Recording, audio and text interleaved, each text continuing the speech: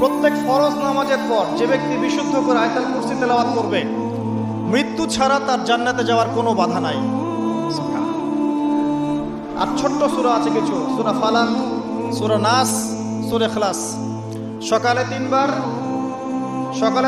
সূরা ইখলাস, 3 বার ফালাক, 3 বার নাস। বিকেলবেলা বা সন্ধ্যার পরে 3 বার সূরা ইখলাস, 3 বার ফালাক, 3 বার নাস।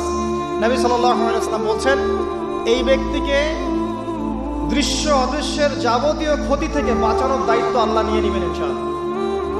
কোনো বিপদ আপদ বালা মুসিবত হঠাৎ করে আপনাকে আক্রমণ করবে না ইনশাআল্লাহ।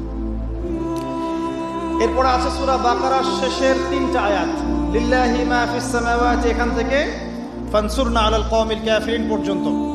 নবী সাল্লাল্লাহু আলাইহি ওয়াসাল্লাম বলেছেন, যে ব্যক্তি রাতের বেলা এই আয়াতগুলো তেলাওয়াত করবে, সারা রাত নফল নামাজ পড়লে যে নেকি হতো, এই 3টা আয়াত তেলাওয়াত করলে